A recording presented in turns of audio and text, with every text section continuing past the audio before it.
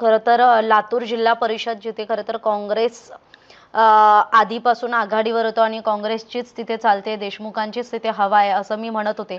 पण आता खरं तर लातूरमध्ये भाजपनं पुन्हा एकदा आपलं कॉम्पिटिशन आणि टफ फाईट काँग्रेसला दिलेली दिसते.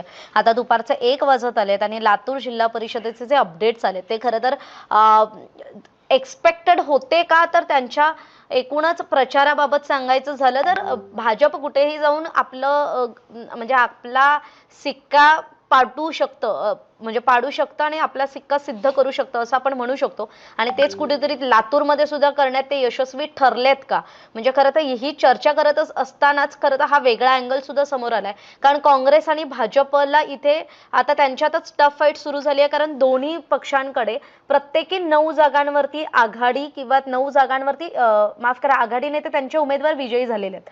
त्यामुळे आता ज्या लातूर जिल्हा परिषदेच्या एकूण जागा आहेत त्या 59 आहेत. त्यातल्या 24 जागांचे निकाल आलेले आहेत. आता मी 24 जागांचे निकाल सांगताना पक्षीय बलाबल सांगते, त्यावेळेसचं हे अपडेट की 9 जागांवरती भाजपचे उमेदवार विजयी झालेत आणि 9 जागांवर काँग्रेसचे उमेदवार विजयी झालेले आहेत.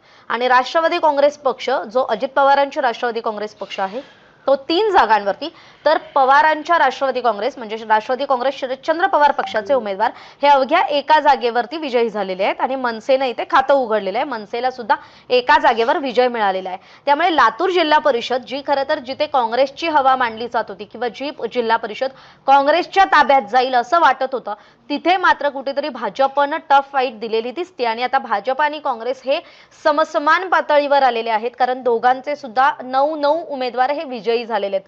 त्यामुळे खरं तर आता या पुढचा जो निकाल येणार आहे ना, अंतिम निकाल, त्यावेळेस खरं तर बघावं लागेल की लातूर जिल्हा परिषदेत नेमकी लातूर जिल्हा परिषद आता नेमकी कुणाच्या ताब्यात जाते. म्हणजे हे गणित पुन्हा 12 पैकी 10 म्हणता म्हणता 12 पैकी 11 होतंय की काय, आणि 12 पैकी 7 जागांवरती जे 7 जिल्हा परिषदा भाजपकडे होत्या